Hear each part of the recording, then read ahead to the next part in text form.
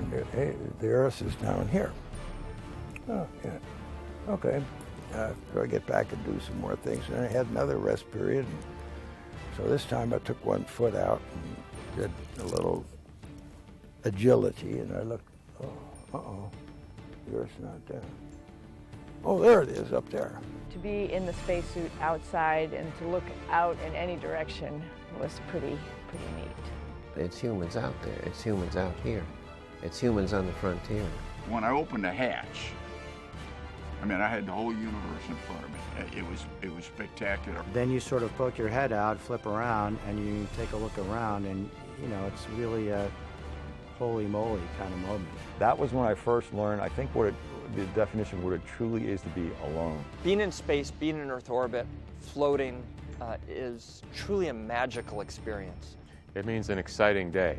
It means it's a day that it's going to be a lot of work, but very rewarding work. NASA's astronauts and their international partners suit up for modern spacewalks with training and experience. Humans suited up, leaving the vehicle and going out on spacewalks.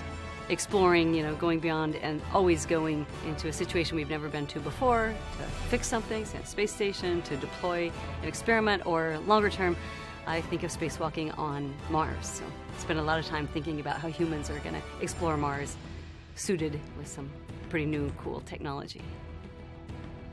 When floating out in the void of space, they are standing on the shoulders of giants, making new discoveries by building on a prestigious legacy. Why did the Russians put Sputnik up? Why didn't the U.S. do that? We were shooken up by Sputnik, and we marshaled our resources and put together a winning program. One of the things that drove us into human spaceflight was the fear when Sputnik went overhead in 1957, and people began to realize that there was another nation in the world that had the capability of putting something into space that could actually pass over the United States. That's not a good way to do a sustainable program, is through fear. Clearly our motivation was a race. It was to beat the Soviets, and we had to do that for international prestige. And so that set us on a sprint to the moon. We will get to the moon within the decade, and we did. But it didn't set us up for a long-term exploration program in space. Way back when we called it terrible 60s, when the country was awash in campus unrest, civil strife, beginning of a very unpopular war. The Soviets literally owned space at that point in time. Yuri Gagarin back in early 1961 made one orbit around the Earth. Alan Shepard became the hero that this country needed. America's initial and successfully crewed space missions, known as Project Mercury, were followed by Project Gemini, the proving ground that would lead to the Apollo missions and the landing on the moon. On the Soviet side, cosmonauts and engineers were doing similar work to extend spaceflight duration, improve rendezvous techniques, and to develop the capability to leave the spacecraft, in what was dubbed by NASA as an extravehicular activity, or EVA.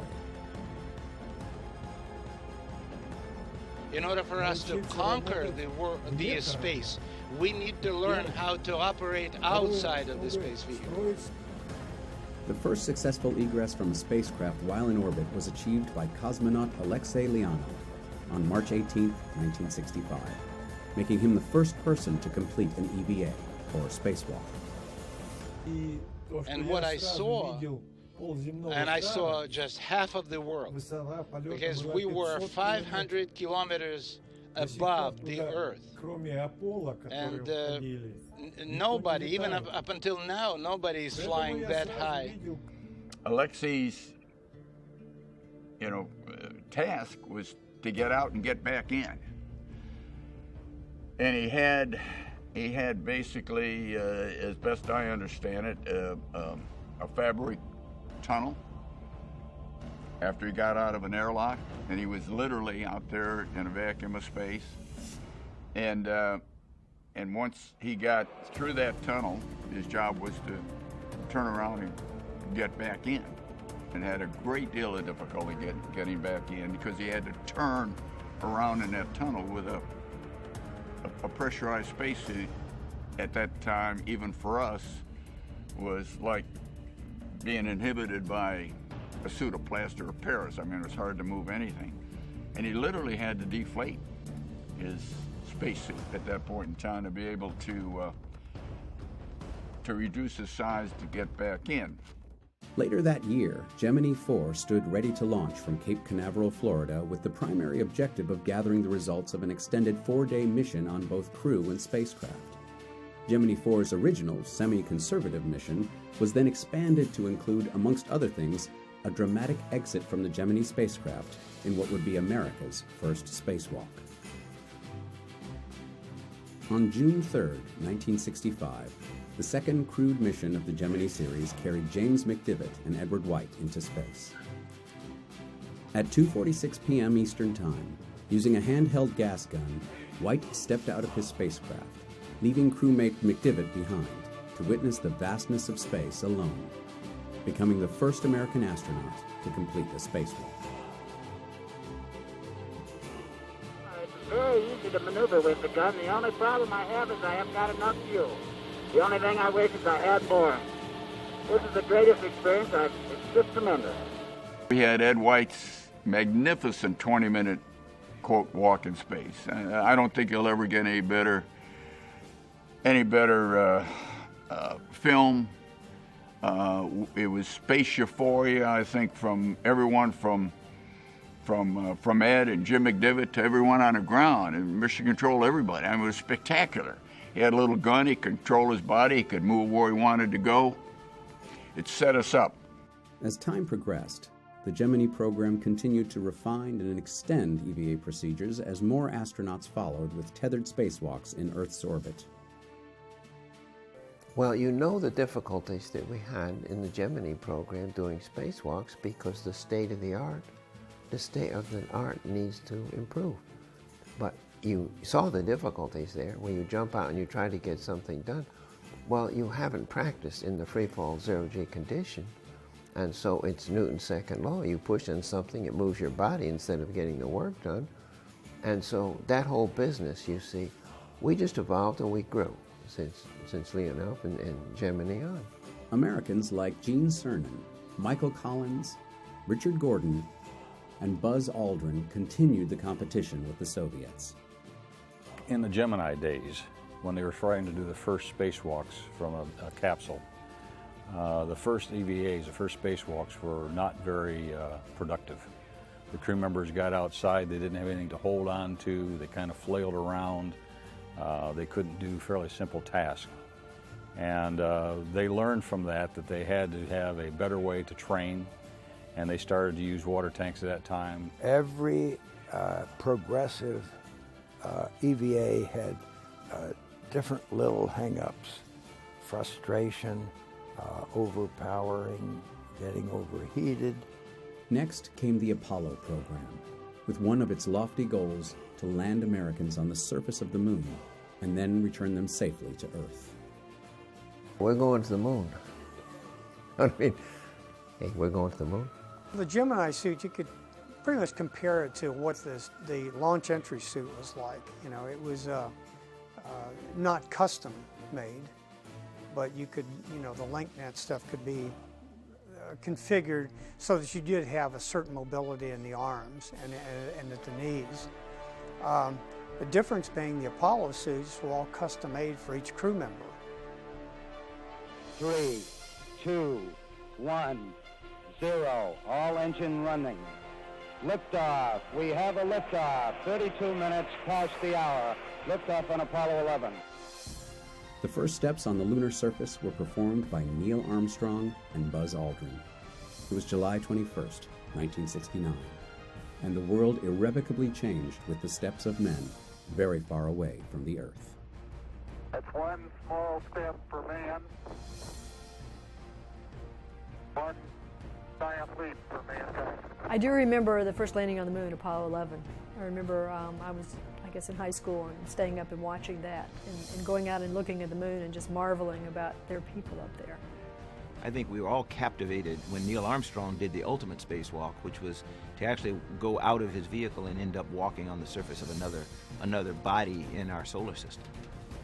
You have a mass with the backpack and the body and everything else. And you move around and you kind of think that you can change direction. But that's sort of why at the end of our 2.5 hour EVA, I got in front of the camera and bounced around with different ways of moving. I was really personally impressed with the Apollo EVAs and spacewalks. Can you imagine the first humans to ever walk another planetary body to the moon? So just fantastic. And you kind of see that 2-foot bunny hop. So we had great spacesuits. We kept the Apollo astronauts alive. Once we got the lunar rover set up, we were ready to go be lunar explorers, if you will. And part of the lunar rover had plastic fenders that when it was folded up, we had to unfold and they slid down to cover the wheels. But the reason we had fenders on these things were because the lunar dust was one of the biggest problems we encountered on the surface of the moon. It was almost the texture of graphite, but graphite's a lubricant. This was just the opposite.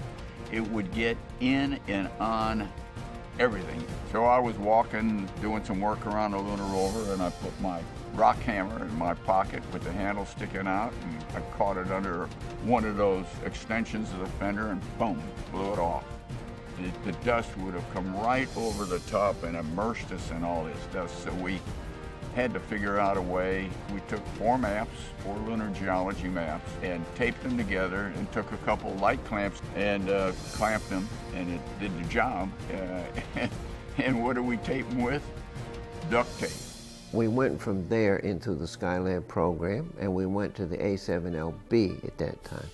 So Apollo, so we're on the surface with an A7L spacesuit, and we do have a 6 of a gravity, and we do have the life support system on the back, which is taking care of all our physiology, the cooling, the oxygen, removing the carbon dioxide, and all the rest of that.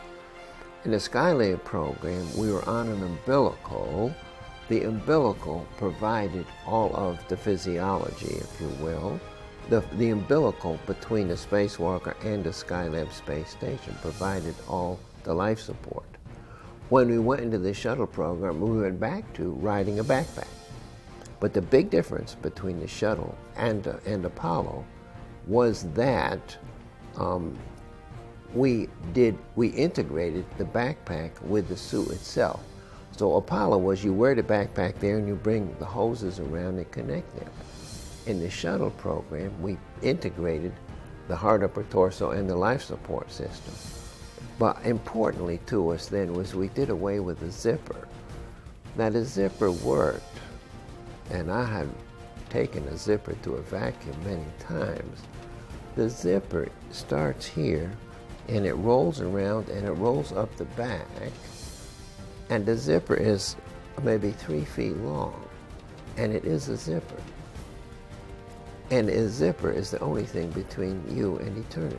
Spacewalking has actually saved some of our programs. So we can look at Skylab, which Skylab, the habitat was getting very, very hot, and the astronauts had to go outside in their spacesuits, perform the extravehicular activity, and they literally saved Skylab. Without EVA, Skylab would have not been habitable. They had to deploy the solar array, they had to deploy the thermal canopy over the damaged area. So EVA saved that mission completely. Another great example from the Gamma Ray Observatory mission.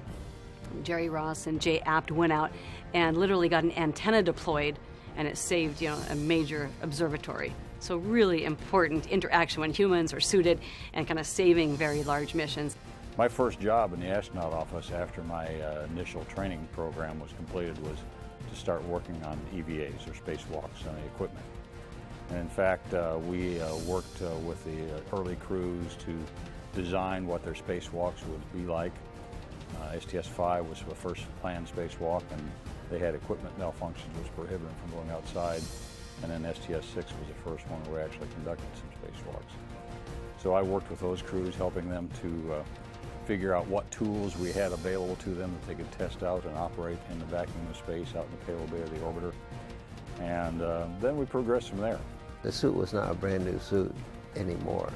I had run it through all the on the floor, that's the 1G test. I had run it through vacuum testing. I had run it through certification where the number of cycles you put on all the joints. I've been in the water with it, so it was a friend. From that, then we started to develop things like the manned maneuvering unit, the little rocket backpack that we demonstrated on several flights and used in some cases. In dramatic fashion, doing the first fully untethered spacewalk, Bruce McCandless zoomed about in the manned maneuvering unit. This equipment test would lead to the retrieval of stranded satellites on subsequent missions years later. And I was really jealous of Bruce McCandless when he had a backpack and went out a ways without a tether and maneuvered around. Over the following years, extravehicular activity became one of the space traveler's most exciting and necessary tools in his or her tool belt. It was July 17, 1984, as cosmonaut Svetlana Savitskaya broke the proverbial glass ceiling and became the first woman to walk in space. Catherine Sullivan followed shortly after on October 11th, becoming the first female American astronaut to perform a spacewalk. This is the first chance I had to stick my head out the hatch on our EVA on day 7. As time progressed, so did the need for advanced technology and utilities. Complicated missions and space program-saving maneuvers are the essence of NASA's extravehicular activity. There was one time when I was on the end of the mechanical arm, it was on the Hubble mission, and I was being moved from one place to another, and you really have no sensation of movement when you're on that arm. It's just so smooth. There's no drag of the water pulling you back, and so you don't really know you're moving. And I was working on the tools. I was putting the sockets on for the next whatever task I had to do next. And the guys stopped and they said, "You have to look at this. You just have to stop and look." And so I stopped and looked, and we were over the Gulf of Mexico. We could see the entire of North America, and we could see Aurora up over Canada. And it was just an amazing view. We started to develop little power tools.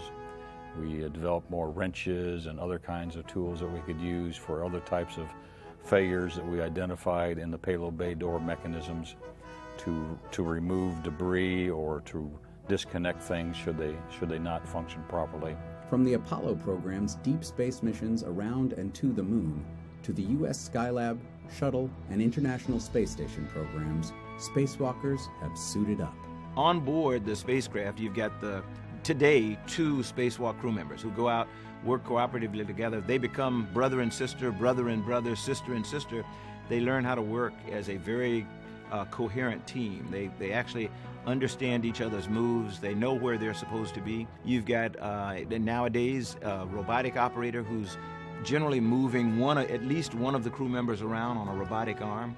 You've got the IV crew member, the intravehicular crew member, who is, for all intents and purposes, the choreographer, has the whole mission kind of committed to memory, knows when somebody's out of position, knows when somebody's about to get too far away where they can be safely tethered. Back on Earth, in the Mission Control Center, you have the primary person on console, that is the EV or the extravehicular controller. In the back room, they probably have anywhere from 25 to 100 people who are looking at data from each of the spacewalking astronauts. They're looking at data from the spacewalk that's actually going on. And then somewhere in the world, like at a place that built the spacesuit, or somebody that designed the procedure that's being done, whether it's in Denver, Colorado, or Connecticut, they're also looking on, and they have their own data that they're evaluating, and getting all that back into mission control in Houston, telling the flight control team, okay, we see this developing or we see this happening, you need to let the crew know. So probably thousands of people supporting the development of the types of spacewalks that we're going to do, and then hundreds actually involved in the spacewalk on that particular day. It was part of our training to make sure that, even though you might be nervous, try not to show them that you're nervous.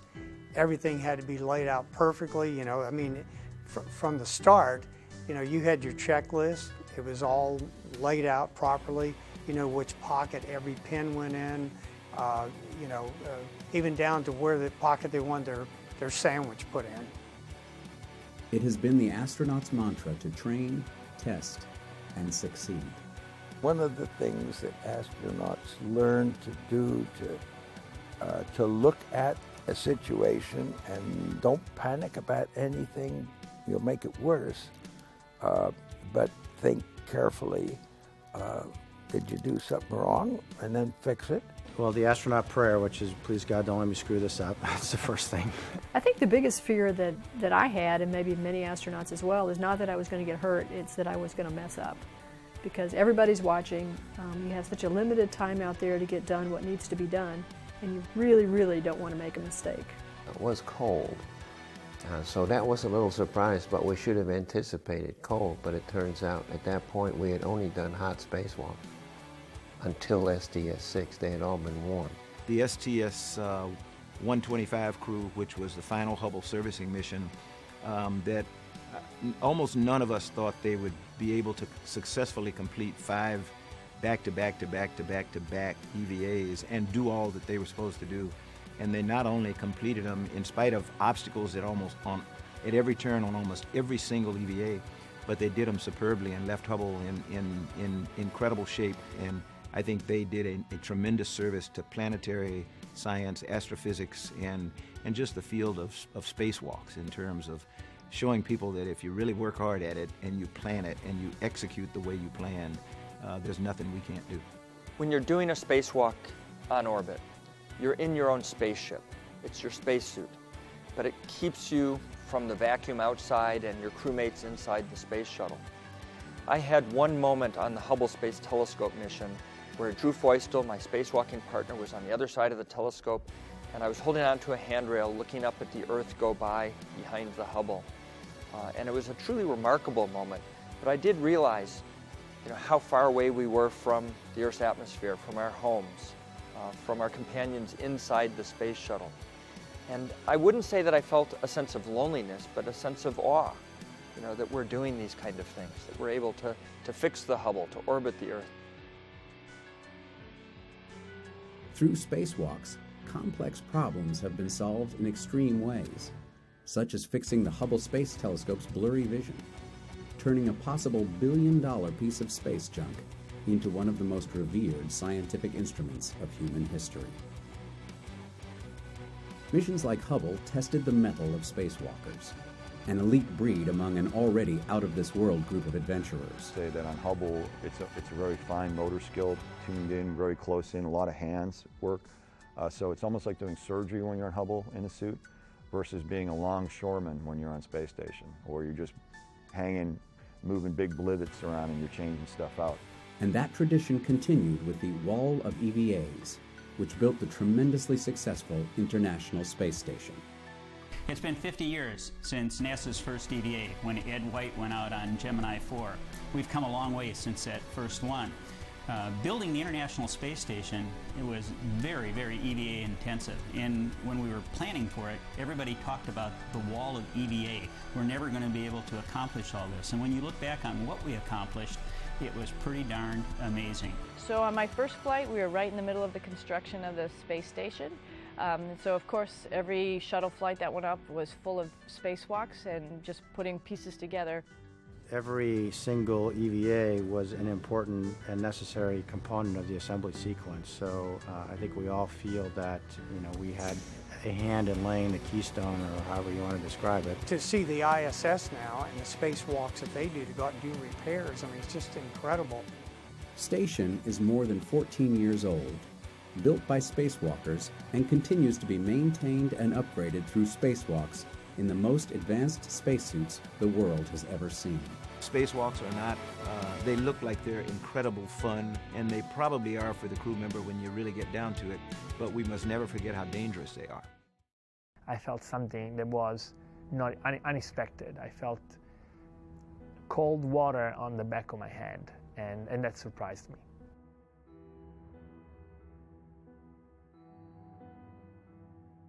I contacted the ground, which is the first thing you would do when something that you're not expecting comes up. So I asked Houston for advice. I said, I feel water in my helmet, but what it feels like a lot of water.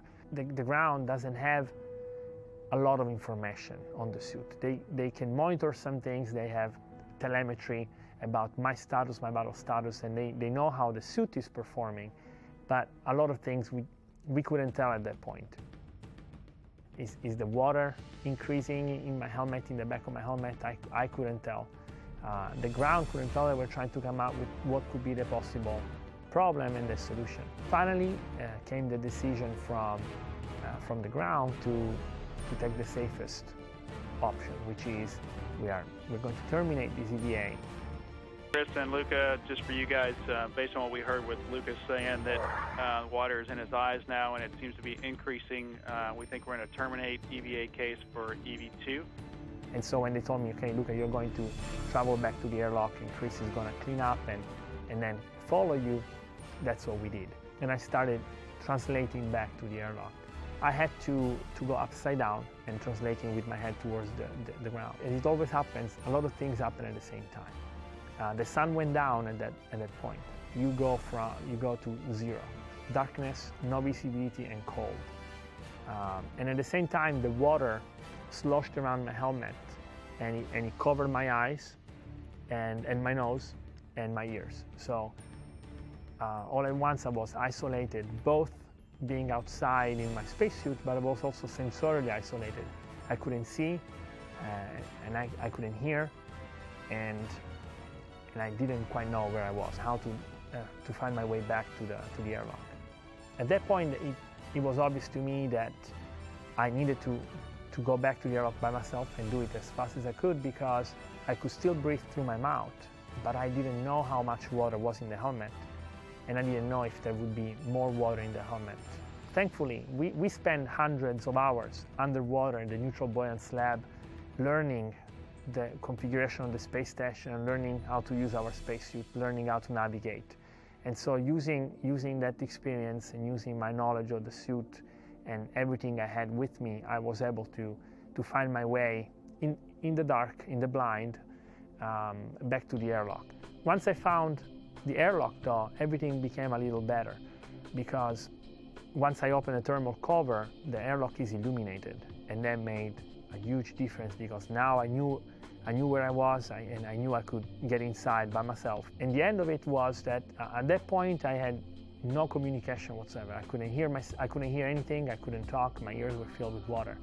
But I was looking up, and as soon as they opened the hatch between the space station and the airlock, I saw my crewmates, and the look on their faces, they were so worried and so relieved at the same time. And they pulled me out, and as soon as they could, they deflated the suit and unlocked the helmet, and the look on their faces and seeing their faces was a very happy moment for me. I felt so relieved and so happy that they were all around me.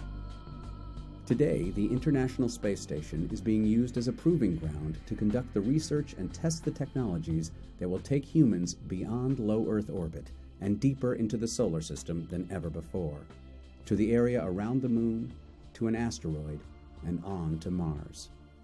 We will pioneer space, not just to visit, but to stay. We're going to migrate out over the next 5 to 10 years into repositioning humanity in lunar orbit. So we will spend most of our time orbiting the moon and doing more technology development, but learning basically how we operate in a low gravity or no gravity environment, because that's the way it will be when we go to Mars. Mars's gravity is less than Earth's.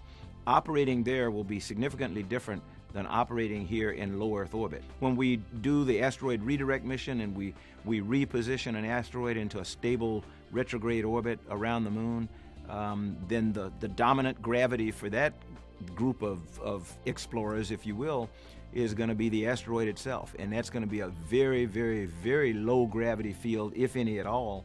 So we've got a lot of development of tactics, techniques, and procedures. You never know when you build a piece of hardware. The guys back in the 70s and gals that built and designed and tested the original EMUs, which we're still flying today, by the way. The life support systems are still the original life support systems that we had 30-some years ago. You never know where that hardware is going to end up. To see that suit, you know, to see it go on over the decades and into we never planned on hundreds of spacewalks. And the key thing there is in structural integrity is you identify weakness before failure. From here, NASA engineers, technicians, and astronauts will figure out new ways to overcome the next set of challenges. We decided to orbit the Earth a lot instead of going deeper into space, and now I think it's time for us to take that step beyond orbiting the Earth and moving on. We don't have the same momentum we had when we had an enemy that we were afraid of. So we are not in competition as much as I think we need to be in cooperation with other nations in order to move all of us forward and out into space. Mars is really extreme, which is the great part about it. It's challenging. So when we get to Mars, you're going to need to be provided your life support and pressure with a spacesuit, but it'll have to be really something new in terms of to be very lightweight, be very mobile. We don't really have a locomotion suit. We have spacesuits for the vacuum of microgravity. So you're weightless, which is great, but that's a very different environment. Now when we get to Mars, we have gravity, 3/8 gravity, so we're bipedal again. So we're going to be walking, bending, or going there to search for life, looking for fossils and digging things up. So you really are an explorer. So it is akin to Lewis and Clark expedition and exploring and moving out into the west. It's really the next frontier. For anyone who goes on another EVA stroll back on the moon or on Mars, and we'll do both one day, I know that'll happen, take duct tape. We are currently further along than ever before in human history on our journey to Mars.